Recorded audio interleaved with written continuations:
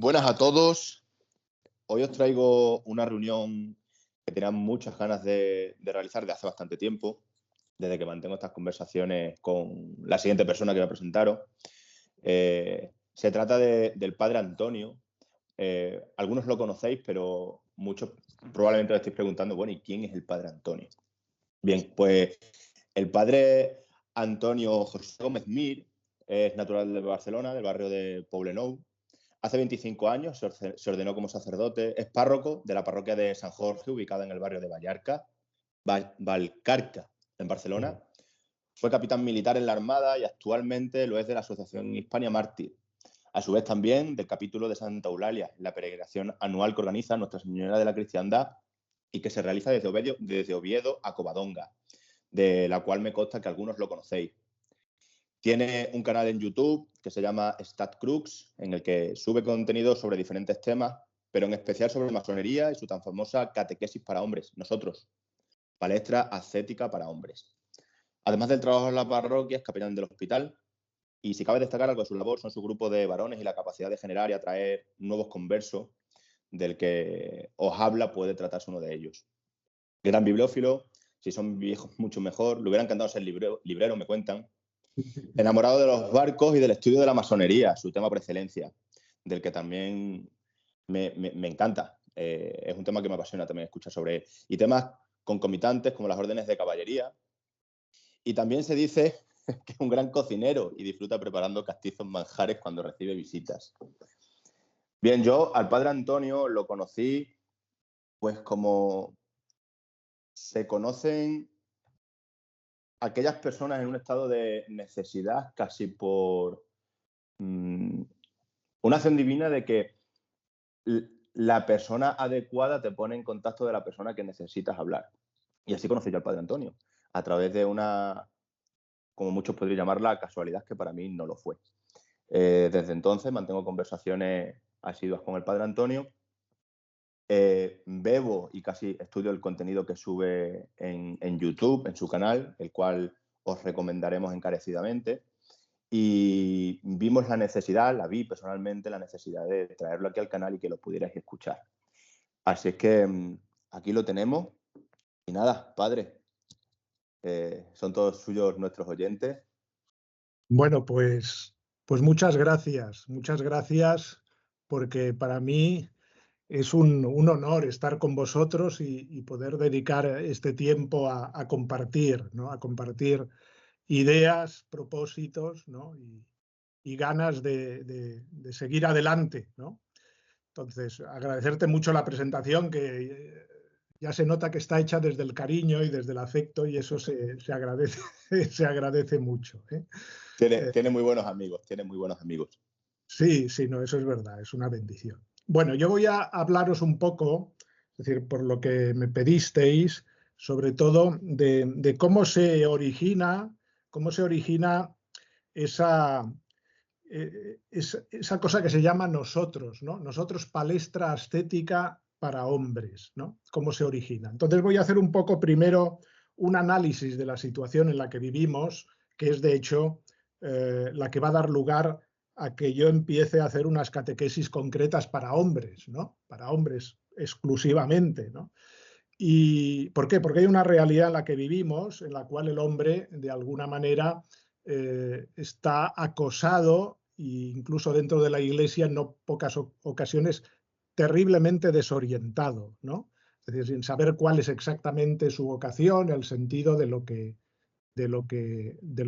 debe ser su vida, ¿no? Bien, entonces voy a hacer una pequeña exposición primero, después entraremos un poco en el diálogo, quizá, ¿no? Y eso nos ayudará más a profundizar en el tema. Podría empezar diciendo que la desorientación antropológica es algo que caracteriza el clima cultural en el que vivimos y que ha contribuido, lo sabemos muy bien esto, a desestructurar la familia y la sociedad, ¿no? Sobre todo cancelando esas diferencias entre el hombre y la mujer, consideradas como simples efectos al final de condicionamientos históricos culturales. Se nos dice esto, ¿no? El hombre y la mujer son diferentes porque hay una serie de condicionamientos de la cultura, ¿no? Una influencia de la historia que ha llevado a esta diferenciación, algo que evidentemente nosotros vamos a rechazar. La visión antropológica cristiana ve en la sexualidad, por decirlo así, un elemento básico de la personalidad, un modo propio de ser, de manifestarse, de sentir, de expresarse, de vivir también el amor humano. Por eso es parte insustituible y fundamental, integrante del desarrollo de la personalidad. La propia sexualidad es necesaria para el proceso educativo de una persona. En el sexo, en verdad, radican las notas características que constituyen a las personas como hombres o como mujeres en el plano biológico, psicológico y espiritual. Esto responde al plan de Dios, al diseño que Dios ha puesto en la creación, en las cosas. Las teorías de género, que todos conocemos bien y que nos invaden, se alejan de la naturaleza, de esa naturaleza, de ese diseño de Dios, hacia una visión basada en la decisión del sujeto emocional. Así, la identidad sexual y la familia se convierten en dimensiones de esta liquidez posmoderna, como ha dicho algún filósofo de nuestros días, ese término de la liquidez, ¿no? Fundada sobre una malentendida libertad de sentir lo que yo quiero y de querer más que fundamentada en la verdad del ser de las cosas. Por eso he querido hacer primero de todo una aclaración antropológica para entender lo que es un hombre. El hombre posee una naturaleza que debe respetar y que no puede manipular a su antojo. La antropología cristiana tiene sus orígenes en aquello que todos recordamos del primer libro de la Biblia, el libro del Génesis. Dios creó al hombre a su imagen, varón y mujer los creó. Pues bien, todo esto viene porque ha habido, y ciertamente lo sabemos, un proceso de desmasculinización en los últimos años. El concepto, por ejemplo, de caballerosidad, que era un concepto heredero verdaderamente de la caballería cristiana de la Edad Media, se extendió socialmente, pero con la modernidad se fue despojando de sus aspectos más espirituales para quedarse, pues, esa caballerosidad en una especie de carcasa social, ¿no? Un posicionamiento en la sociedad que daba una dignidad, pero poco más. La caída de la cristiandad, el maquiavelismo moral, el protestantismo y la modernidad hicieron mella en este concepto de caballero. Hasta el siglo XIX se puede decir que la caballerosidad fue el ideal de la masculinidad. Un hombre tenía que ser un caballero. Hasta entonces decirle a un hombre que no era un caballero era una grave ofensa, ¿no? Y alguien te podía llevar a un duelo por decirle que no eras un caballero, por poner en duda su honra, su honor. Bien, esto con la modernidad empieza a ceder. El asalto final ha sido dado, como decíamos, por esta ideología de género que ha pretendido la masculinización de la mujer, es decir, que la mujer sea como el varón, craso error y triste error, ¿no? Haciendo suyas incluso las características más reprobables y decadentes del hombre cuando es malo, además, propias de la peor masculinidad. Pues no sé, por ejemplo, la fortaleza física, la agresividad, la competitividad, la frialdad emocional, la prepotencia, la arrogancia, la promiscuidad, el comportamiento sexual agresivo con un interés estrictamente copulativo, todo eso, ¿no? Se ha querido apropiar de eso, que era lo peor del hombre, tristemente. A eso hay que añadir, en verdad, una verdadera castración psicológica del varón, reprimiendo las cualidades propias de su sexo, consideradas negativas y signos siempre de machismo denostable, ¿no? La masculinización de la mujer y la emasculación del varón, incluso su feminización propiciada por el auge y apostolado del otro tentáculo de la ideología de género, el movimiento gay, nos ha traído a la situación en que estamos. Hay otras causas que se pueden apuntar, aunque no quiero desarrollarlas aquí porque no es el tema de hoy, pero también podríamos hablar del abandono del hombre por la Iglesia, ¿no?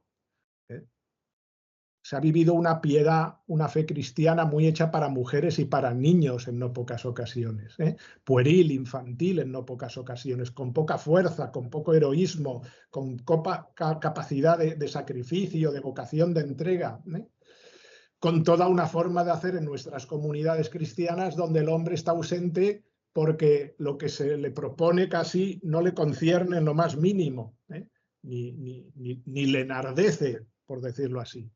O incluso también la dejación de los padres en la educación en la masculinidad de sus hijos varones. Este es un tema que daría para un monográfico, ¿no? Como en no pocas ocasiones los padres se han desentendido de la iniciación a la vida de sus hijos varones, sobre todo.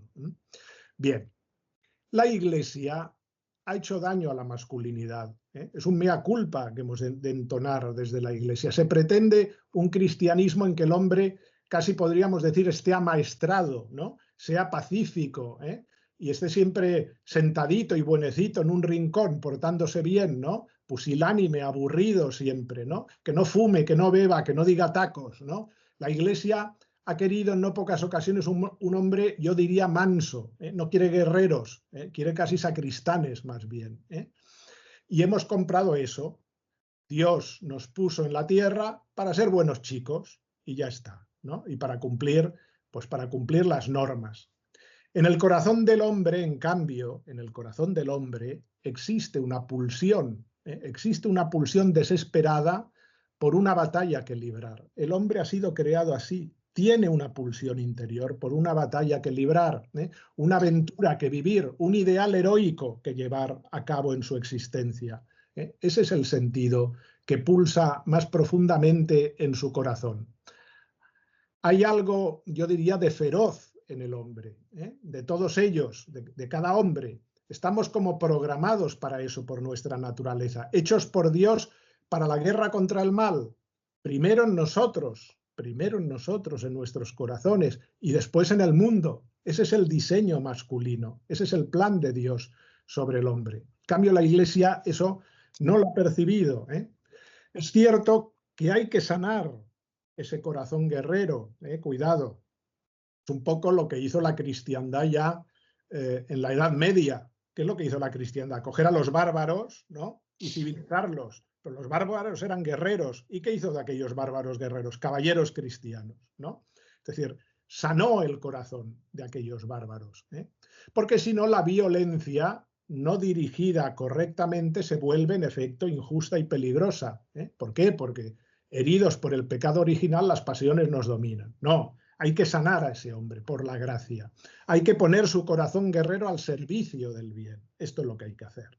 Pero sin dudar de que este hombre está hecho, sin duda, para una guerra tremenda que se está produciendo dentro de él en primer lugar y después a su alrededor, en la sociedad y en el mundo.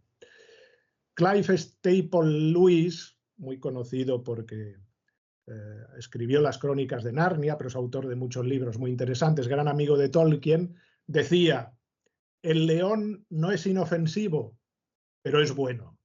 Y esto es lo que hay que conseguir con el hombre, que no sea inofensivo. No queremos un león enjaulado, manso. Queremos que no sea inofensivo, que sea poderoso, pero que sea bueno y que utilice bien esa fuerza que Dios le ha dado. Pues bien, después de pasar años y años enjaulado, un león ya ni siquiera sabe que es un león. Esto pasa muchas veces, es muy triste. Y esto le pasa al hombre hoy en día. Es importante recobrar la certeza de que somos poderosos, de que Dios nos llama a algo grande. En el corazón del hombre hay interrogantes básicos que no se suelen resolver sentados ante la PlayStation o mirando cómo le queda la ropa delante del espejo, cosa que en un hombre es patética, ¿no? Las preguntas ¿quién soy? ¿A qué estoy destinado? ¿Qué puede dar sentido a mi vida? La respuesta a todo eso no se encuentra en la televisión o en el móvil. Tenemos muchos ejemplos en la historia de la salvación, ¿no? En la Sagrada Escritura. Moisés o Abraham fueron llamados a emprender algo más grande que ser un VIP de la jet set egipcia, que era el caso de Moisés, ¿no? O un rico propietario, que era el caso del segundo, de Abraham. Dios les pidió mucho más que eso. Bajo estrellas extranjeras, Moisés, Abraham recibieron un nuevo nombre y fueron llamados a ser padres de un pueblo numeroso, el pueblo de Dios. Y lo mismo lo vamos a ver en el Evangelio con Jesús, ¿no? Cómo Jesús se acerca a las personas y les hace entrar de alguna manera en crisis para que encuentren su vocación, el sentido de su vida. Un Zaqueo, que era cobrador de impuestos, vivía bien, pero ya era eso todo lo que tenía en su vida. Cristo le cambia la vida. Un Mateo, los apóstoles mismos, o el joven rico del Evangelio que se retira triste porque no quiere cambiar su vida. Bien, pues es esto. Las tentaciones de Jesús en el desierto son la puesta a prueba de su identidad, él mismo. Si eres quien crees que eres, haz que estas piedras se conviertan en pan, le dice el demonio.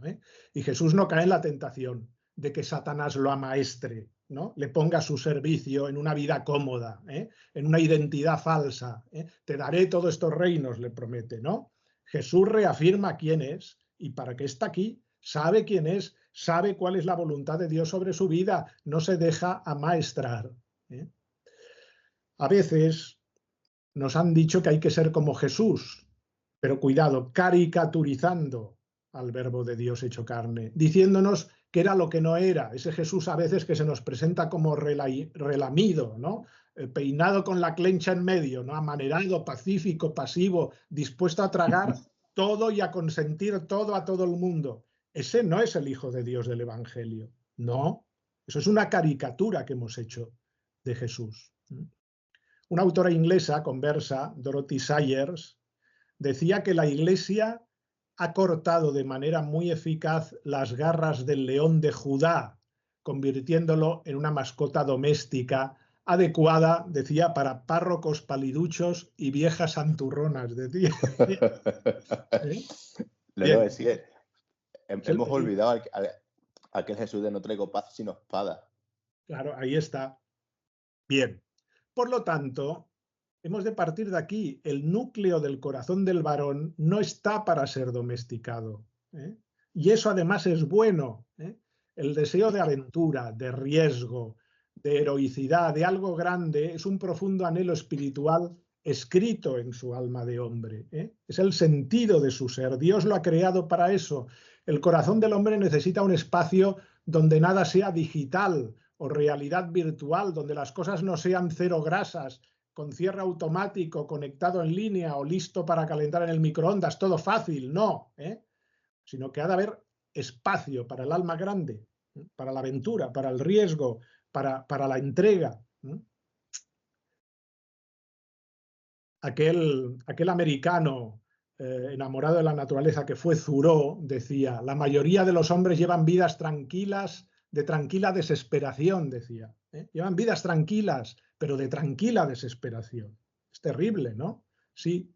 Y por eso la mayoría de las mujeres llevan vidas de tranquila resignación también, al lado de sus maridos en no pocas ocasiones, ¿no? Porque no es lo que esperaban de ellos. Un hombre sentado en el sofá viendo la tele o con la PlayStation, como decíamos antes, ¿no? Alguno me podrá decir, y a veces cuando doy estas charlas me lo dicen, pero ¿usted qué quiere? Suscitar la ira, ¿no? El furor de los hombres, ¿no? Eso es muy peligroso. No, si yo lo que quiero precisamente es sanar su ira, la violencia que tienen acumulada en no pocas ocasiones en sus corazones, conservada a presión, de buenos chicos domesticados. Ese es el hombre. No, y de hecho se entiende muy bien, por ejemplo, en sus charlas lo tiene explicado muy bien, y de hecho lo ha comentado hace poco, la cristianización de los pueblos bárbaros que llegan desde el norte de Europa, cómo la Iglesia revierte esa barbarización dada a su cultura y los encamina en los siguientes caballeros que nos llevan a las luces, que fueron muchas durante la Edad Media. Sí, del heroísmo, de la santidad, ¿no? Sí, pero sobre todo esto también, creo que es muy interesante darse cuenta de esto. Lo que pretendemos precisamente es sanar el corazón de un hombre que vive a presión, en su corazón domesticado. Ese hombre necesita salir de sí mismo, buscar realmente el heroísmo, la generosidad. Sin una gran batalla por la que luchar, vivir y morir, la parte feroz de su naturaleza pasa a la trastienda y hierve a fuego lento en una especie de ira oculta y hosca desesperada que le va consumiendo en silencio. No, el hombre no está hecho para eso, ¿no? Muchos hombres buenos me confiesan que pierden el control con facilidad, delante de sus hijos o en medio del tráfico, ¿no? O en circunstancias difíciles, pierden el control. ¿Por qué? Porque los hombres sentimos ira y no sabemos por qué. ¿Por qué hay tanto hombre adicto a los deportes, a los gimnasios, a los deportes de riesgo? Porque esta es la mayor aventura de su vida. Es la mayor aventura que se pueden consentir a sí mismos. La única que algunos de ellos van a poder experimentar en sus beatas y pacíficas vidas de productores y de consumidores dóciles, ¿no? Y entonces, pues eso, el gimnasio, ¿no? O los deportes de riesgo. ¿Por qué muchos se desgastan en sus profesiones y buscan metas de éxito profesional o económico? Por lo mismo, hay un vacío, quieren ser algo. ¿Cómo culparlos de querer ser algo si está en su naturaleza? Sus vidas son tediosas y llenas de tareas burocráticas, ¿no? Necesitan algo. No es extraño que muchos caigan en la tentación de buscar una aventura amorosa, o muchas, no por amor, ni siquiera por sexo, sino por su propio reconocimiento, ¿no? y aventura, por sentir que hay una vibración en su vida, y patéticamente presumen de ello. Bien. A muchos hombres a partir de los 40 años les cuesta dormir. Se levantan por la noche y miran por la ventana melancólicamente y se preguntan dónde tomaron la curva equivocada en su vida. ¿Por qué la vida es tan larga?, se preguntan algunos, ¿no? La mayoría de hombres creen que están en la vida para pasarlo bien, para matar el tiempo, y el tiempo los está matando precisamente por esta opción. Bien, por todo esto, que ha sido como la introducción, nació Nosotros, ¿no? Nació en la parroquia donde yo ejerzo mi ministerio, en la parroquia San Jordi Vallcarca de Barcelona, como vocación de dar respuesta a la desorientación de muchos hombres que venían a mí y que viven en este mundo nuestro, en esta iglesia nuestra, ¿no? Muchos hombres, la mayoría de ellos, como digo, conversos, ¿no? que habían estado alejados de Dios, ni siquiera habían estado bautizados en muchas ocasiones, pero que han encontrado finalmente a Cristo, ¿no? Y necesitaban dar respuesta a una vocación fuerte cristiana en sus vidas, ¿no? Y lo que les pasaba es que iban a su comunidad, a su parroquia, y lo que encontraban no era para ellos, ¿no? La elección del hombre ha de ser esta, ¿no? La elección por Cristo, que nos va a pedir siempre una exigencia heroica. Bien, el nombre mismo de Nosotros, fijaos, ya exige una explicación, pues quiere hacer referencia a una especie de desvergonzada y reivindicativa definición de masculinidad, ¿no? Es decir, de aquello que somos y de aquello que es nuestra vocación. Ser hombres, cada uno en su sitio, donde Dios lo ha puesto. En un tiempo disolvente, donde el baile de pronombres es confuso, nosotros queremos hacer profesión de identidad fuerte y combativa. Somos hombres, y el plural indica que ya no estamos solos y que tenemos la esperanza de ser muchos más. Este es el sentido de Nosotros, ¿no? También de vivir en comunidad entre hombres la fe, ¿no? De apoyarnos, de ayudarnos.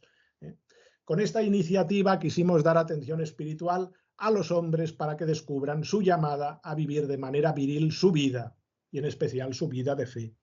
Se puede ser un verdadero hombre y al mismo tiempo amar y servir a Cristo, nuestro Señor. Diría más, de hecho se necesita ser un verdadero hombre para servir a Cristo, un hombre de verdad.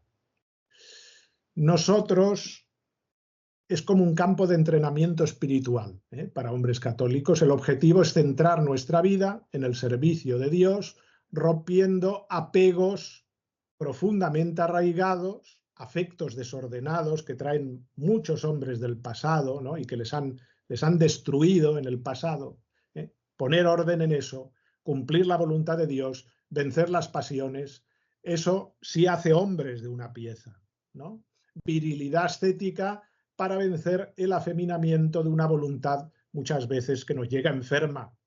Lucha ascética, mortificación, sacrificio es el programa de entrenamiento. Descubrir que hacer la voluntad de Dios es la cosa más radical, más apasionante, más aventurada que puedes hacer en tu vida, la opción más violenta que puedes tomar, ¿no? La más heterodoxa para el mundo moderno, es la de ser católico de verdad y vivir la aventura de la fe. Un autor que me gusta mucho, es John Senior, decía: debemos trabajar muy duro para restaurar primero en nosotros mismos y luego por influencia en otros lo opuesto a esa búsqueda furiosa del placer que culmina en el deseo real del horror y el placer de la muerte, decía él, y que es la búsqueda de la verdad, que culmina en el deseo real por la belleza y por el placer de la vida. Ese es el objetivo. Apartar lo que nos destruía para encontrar el verdadero sentido. Y el Papa Benedicto XVI decía, el mundo te ofrece consuelo, pero no fuiste hecho para la comodidad, fuiste hecho para la grandeza. Bien. Vivir la virtud, decíamos, pero hemos de tener claro que Dios nos pone en un sitio. Vivir la virtud en la familia, ¿no? Vivir la virtud en el trabajo, porque uno de los problemas de hoy es la desaparición del hombre que ha abandonado sus responsabilidades como esposo, como padre. Vivir su masculinidad es vivir su compromiso matrimonial también y su paternidad, su liderazgo en la familia, su obligación de escuchar el corazón de su mujer y de sus hijos, así como su capacidad de sacrificio personal, de sacrificarse él, no los otros, sino él por sacar su familia adelante. Es algo que hay que asumir, que el hombre debe asumir. El trabajo del hombre es sobre todo ese, proteger a la mujer, y los hombres en la vida real no lo hacen, han abandonado eso. Tu mujer debe poder confiar en ti, debe sentirse segura de ti, y no puede hacerlo si tú no le inspiras confianza, si ella no ve que tienes un objetivo en la vida. El hombre tiene que ganarse esta confianza por parte de la mujer, un hombre fundamentado sobre roca, del cual se puedan fiar su mujer, sus hijos, sus amigos. Hoy hay una crisis de esta virilidad. Existe, eso sí, cuidado, la caricatura ridícula también del macho, ¿no? Misógino, arrogante, dominador, violento, incontinente, grosero, prepotente, infiel. Es una caricatura patética. Desde ahí, Satanás ha empujado el péndulo al otro extremo y el hombre ha perdido su virilidad verdadera. Es blando, pide perdón por cualquier característica masculina que tenga y no está dispuesto a servir a los otros como le pide el Señor, sino solo servirse a sí mismo. Y ahora quería incidir un poco para contactar precisamente con vosotros, porque soy consciente de en qué canal estoy, ¿no? De que nuestra exigencia, la exigencia de nosotros, se entiende muy bien en términos castrenses.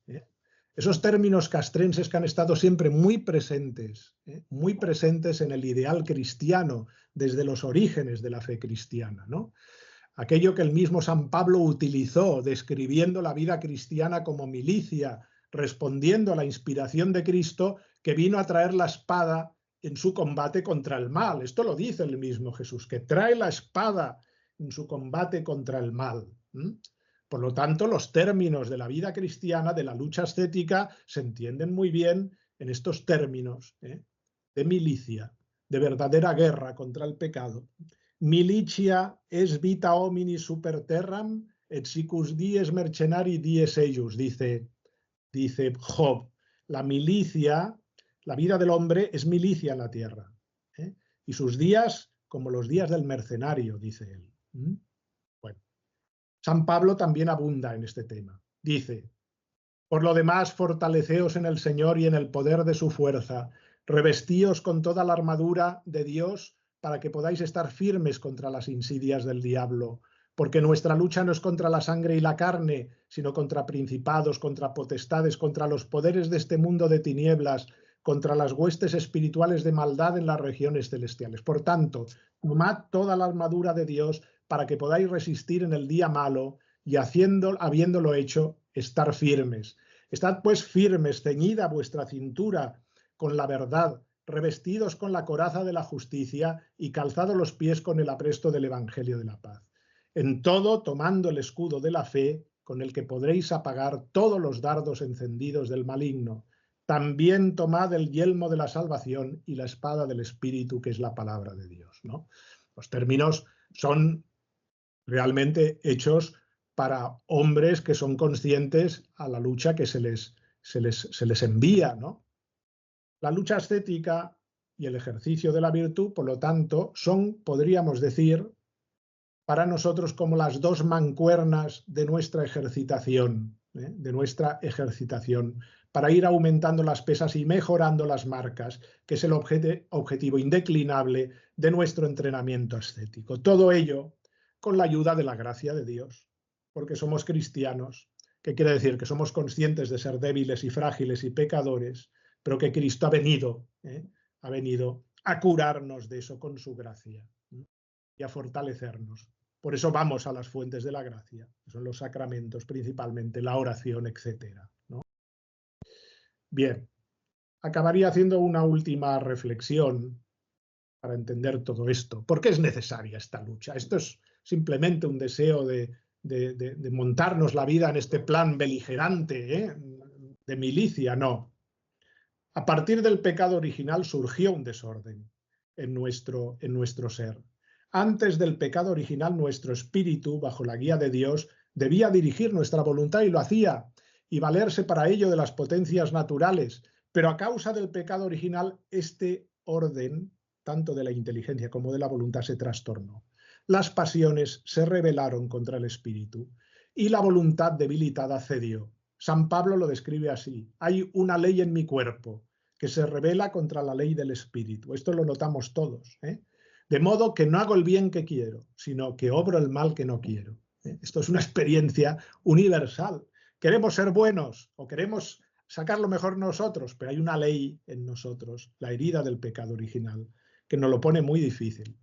Hemos de volver, por tanto, a ser señores de nuestra propia casa, para poder hacer la voluntad de Dios. Para ello hay que tomar conciencia de esta verdad. Somos hombres caídos, somos hombres caídos. No podemos olvidar que a lo largo de nuestra vida nos encontramos en un combate que con la gracia de Dios hemos de librar.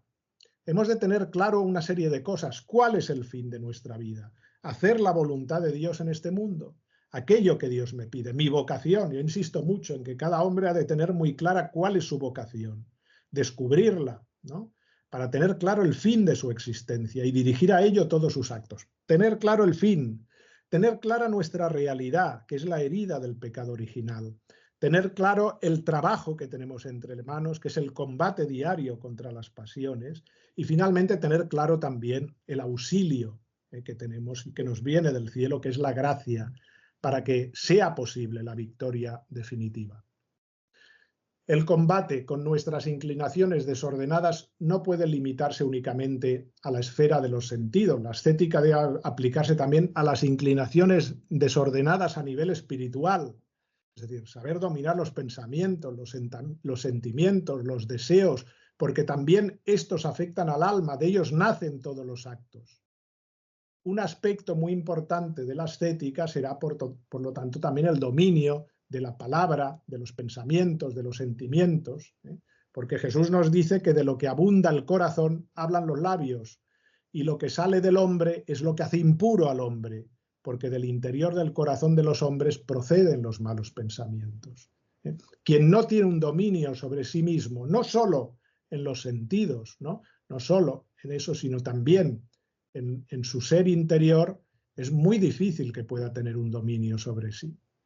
Pues bien, el primer objetivo siempre será, en efecto, dominar los sentidos, poner orden en estas potencias vitales para que se desarrollen positivamente y no sean destructivas. Una primera afirmación fundamental que creo que es importante: no controlar los impulsos naturales siempre nos hará ir más allá de lo conveniente y hacernos mal a nosotros o a los que tenemos cerca. Como consecuencia, el alma se debilita y se dispersa su fuerza en la medida que los sentidos le mandan y no son dóciles a la parte racional, a la parte superior del hombre. La parte inferior entonces domina la superior. Todos recuerdan quizá aquella alegoría del carro alado de Platón, que yo me gusta recordar, es del diálogo Fedro de Platón, para explicar su visión del alma. Explica el conflicto entre el bien y el mal en el interior del alma humana. Esa alegoría habla de una auriga que conduce un carro tirado por dos caballos alados, uno de los cuales es blanco, virtuoso, y el otro es negro y tremendamente desordenado e inmoral. El auriga representa la parte racional del alma, que debe guiar el alma hacia la verdad. El caballo blanco representa los deseos espirituales y el impulso racional o moral que guía el alma a realizar el bien, mientras que el negro representa las pasiones irracionales del alma, apetitos carnales. Pues bien, cuando el auriga no domina, entonces es dominada por la parte puramente animal. Y esto es lo que le pasa a muchos hombres hoy en día, esclavos de sus pasiones, de sus pulsiones, de lo más instintivo que hay en ellos. Pues bien, hay que dar una buena noticia, que es la que predicamos los cristianos. Dios se ha apiadado de ese hombre esclavo, de ese hombre esclavo del pecado. Y por eso ha enviado a su Hijo Jesucristo para redimir a ese hombre, para que éste pueda levantarse con su ayuda, con su gracia, ponerse en pie. La fuerza del alma se acrecentará con todo lo que hace llegar a nosotros la fuerza de Cristo, su gracia, la oración, la palabra de Dios, los sacramentos, la mortificación. En cambio, se verá debilitada cuando las necesidades naturales tomen un peso que sobrepase la medida justa y razonable. Entonces el alma estará, por así decir, pegada al suelo, atada a la esfera sensual, como tantas veces la contemplamos. Para que el alma pueda corresponder a la voluntad de Dios con sus potencias, entendimiento, memoria y voluntad, es necesario que practique la ascética para refrenar la naturaleza caída. Por ello hace falta un constante esfuerzo, ya que las inclinaciones sensuales son como niños pequeños consentidos.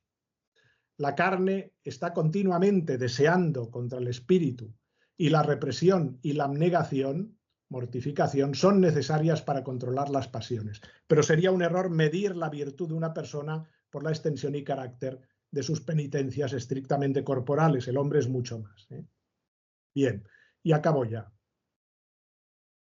Mirad, la virilidad, este tema no es un tema religioso, de hecho. El rescate de la virilidad responde a una necesidad de orden natural, no sobrenatural. Existe una ley natural que Dios ha puesto en las cosas. Es por tanto una exigencia de equilibrio psicológico para los varones recobrar su virilidad. Es una exigencia además de orden social, de bien común, del bien de la sociedad y del bien de las bases de la sociedad, el matrimonio, de la paternidad, del noviazgo. Es necesario que los hombres recobren su lugar.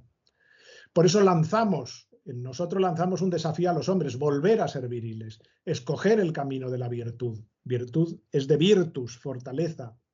Una propuesta muy clara, si quieres ser viril te conviene ser católico. Tenemos las armas y tenemos el equipamiento para ello.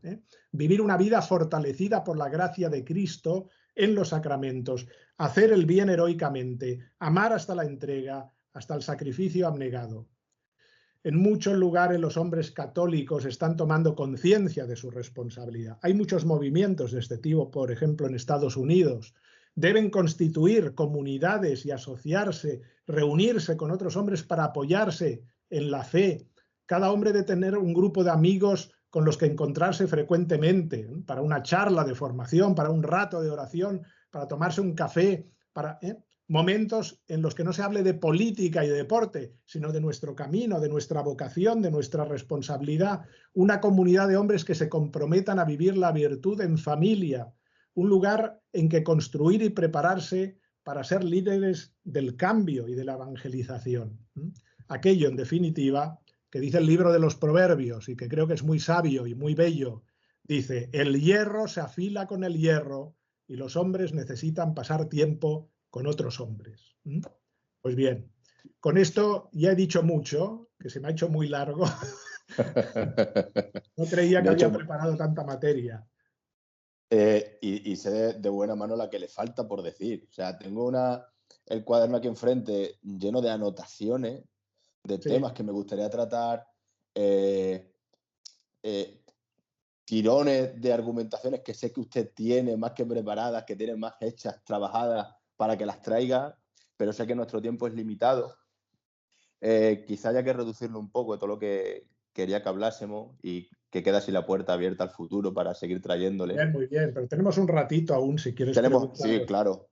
De hecho, en las redes sociales, que es donde principalmente nosotros ejercemos nuestro trabajo, ¿no? de de contenido. Sí. Hay una proliferación masiva de falsos referentes, de falsos profetas, por así decirlo, de falsas filosofías, todas ellas carentes de un profundo sentido del ser, de una profunda carencia de Dios. Usted decía algo de, cuando iniciaba su argumentación, la desorientación en la que se encuentra el hombre. Pero claro, es que es normal acabar completamente desorientado con el actual nihilismo y la pérdida de fe, abandono de Dios, abandono de un eje vertical en el que basar nuestra existencia. Nosotros en la vida, en la carrera de las armas, en el camino de la milicia, creo que es una vía de vida especialmente necesitada de referencias sólidas, de volver a aquellos arquetipos históricos de guerreros valerosos, de entrega, de sacrificio, que dieron sus vidas no por ellos, sino por algo superior a ellos. Y me gustaría traer aquellas figuras y santos cristianos ligados a la tradición guerrera, que creo que son profundamente necesarios y que nos guíen con sus actos, más que todos estos personajillos que surgen. ¿Dónde tenemos que poner el foco? Bien.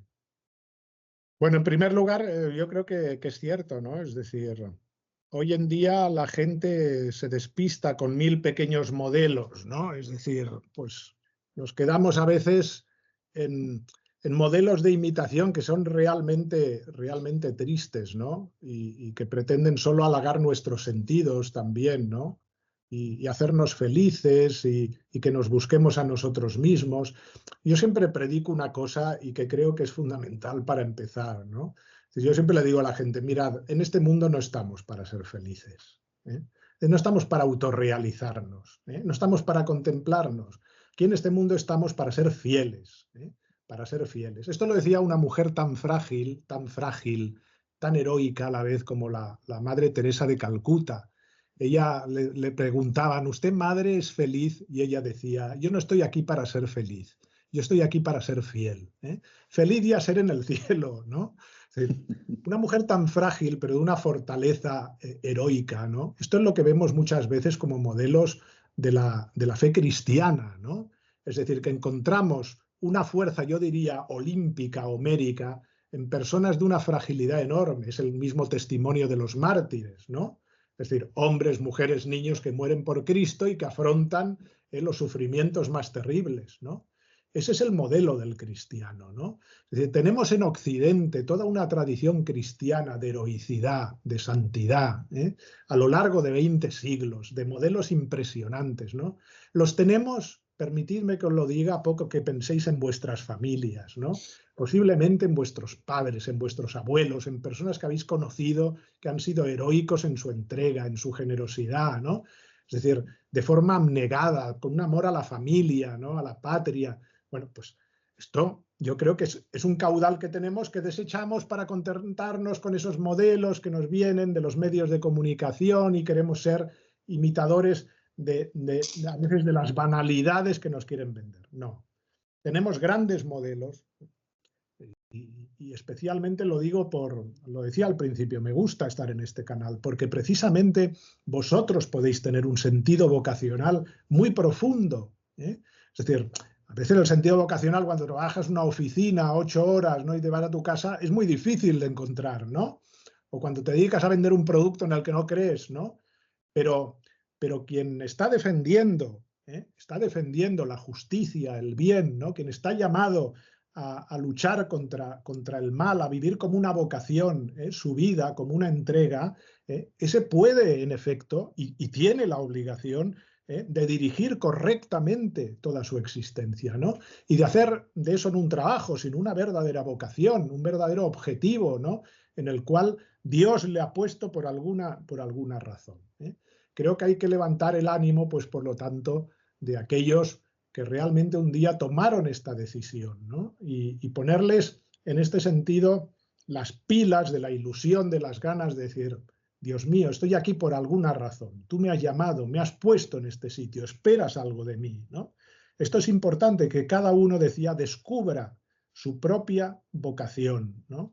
Y sienta que Dios le ha mirado y le ha elegido, ¿eh? y le ha puesto en ese sitio porque confía en él. Nuestra vida no es una casualidad, no es un cúmulo de casualidades idiotas, ¿no?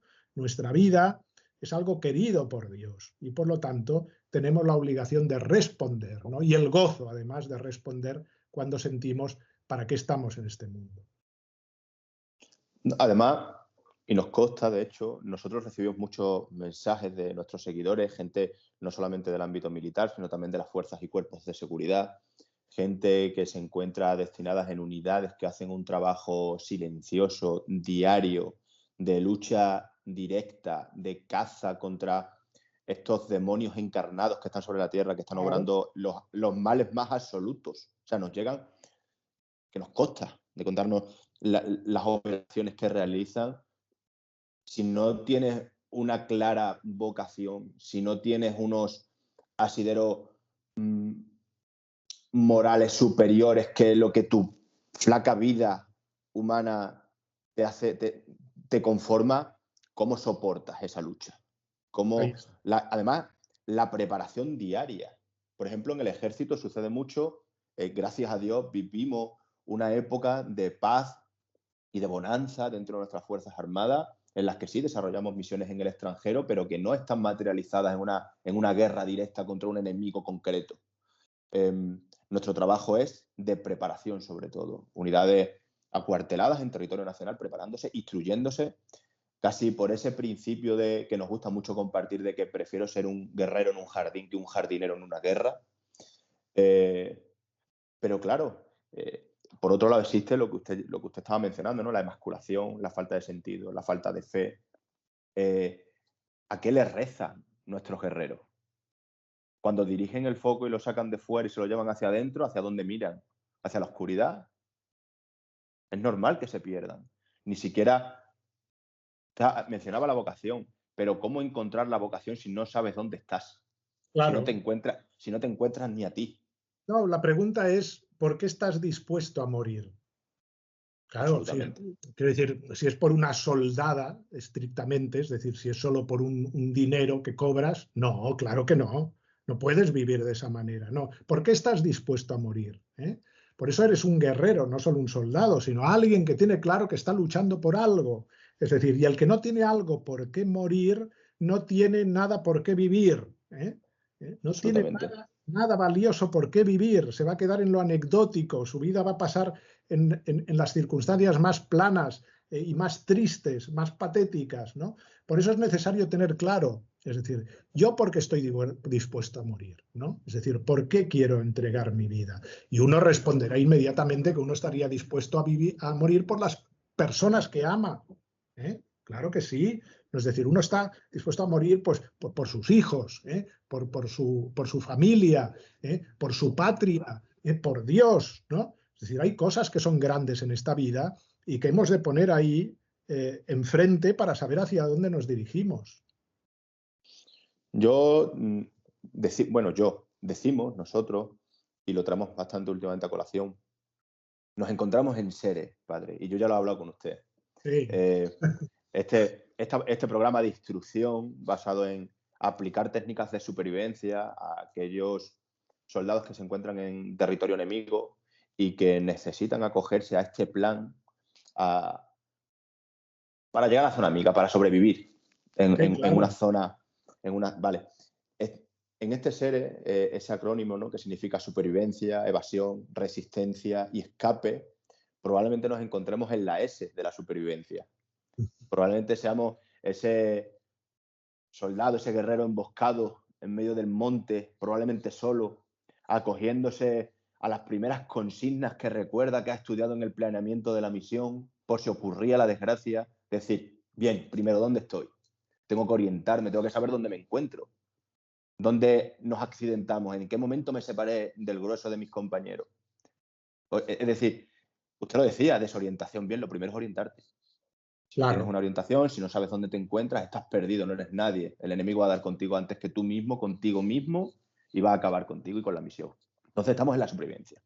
Tenemos que encontrarnos entre nosotros. Usted ha tenido también charlas con Gonzalo Rodríguez, su propio canal se llama El Aullido del Lobo. Sí.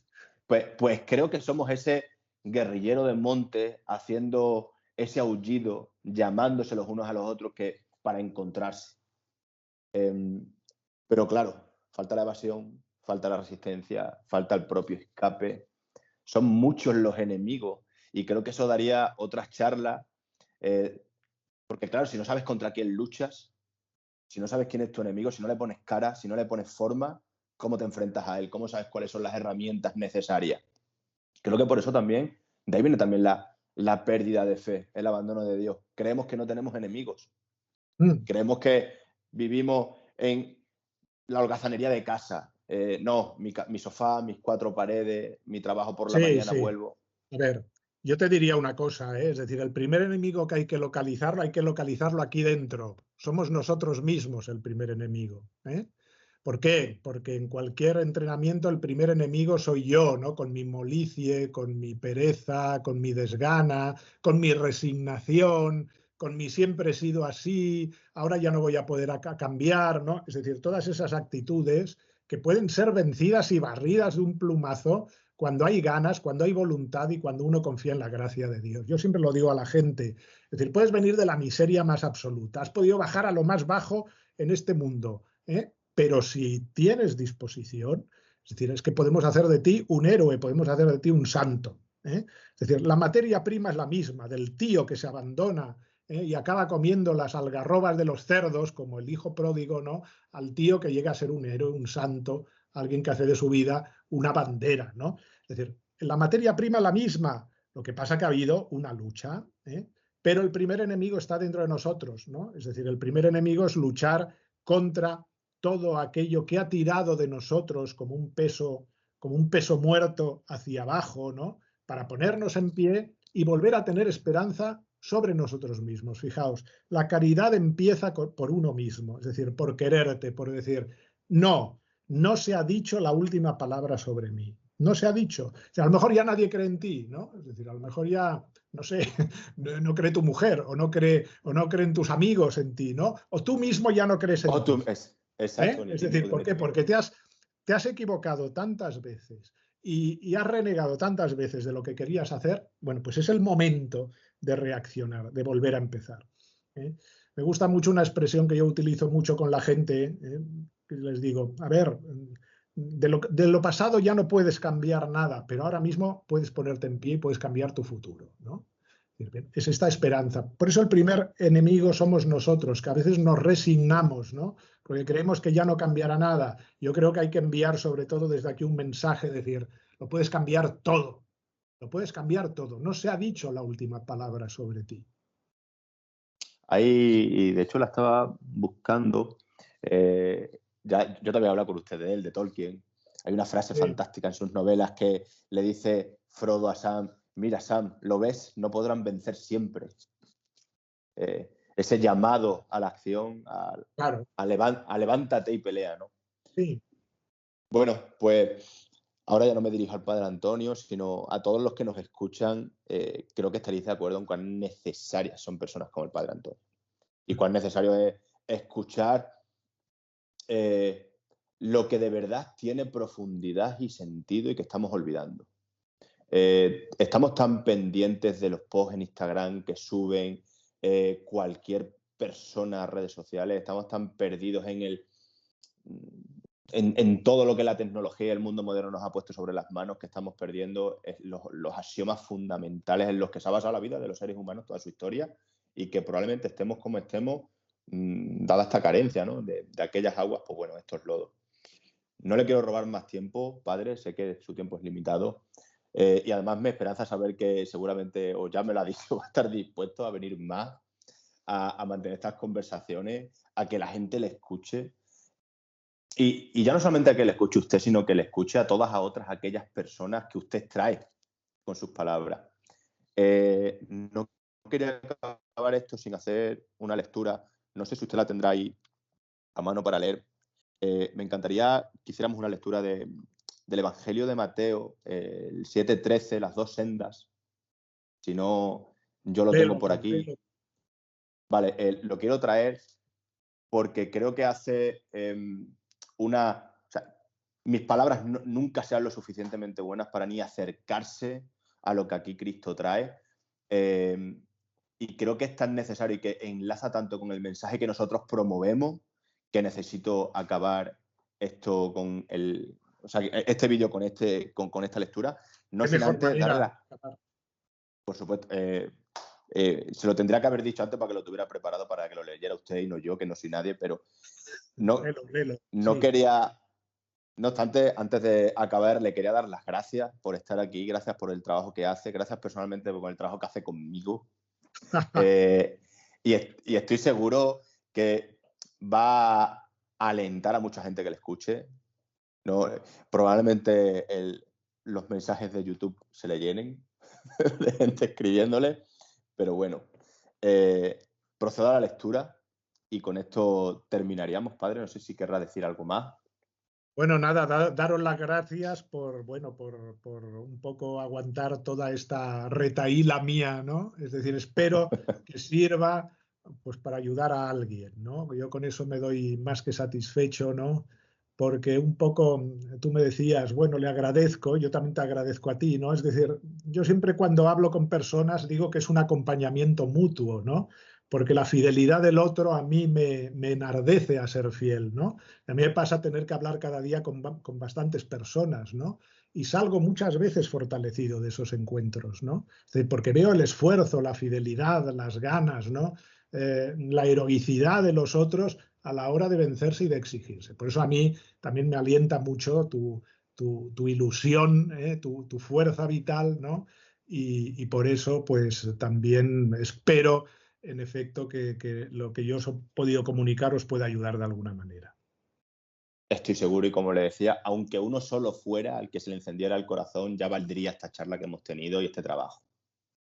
Muy bien. Pues, como decía Mateo en su Evangelio, nos dice en aquello llamado las dos sendas, el 7:13, entrar por la puerta estrecha, porque ancha es la puerta y espaciosa la senda que lleva a la perdición, y son muchos los que por ella entran. Qué estrecha es la puerta y qué angosta la senda que lleva a la vida y cuán pocos los que dan con ella. Muy bien. Acabar con Padre, esto es genial. muchísimas gracias de nuevo y hasta la próxima.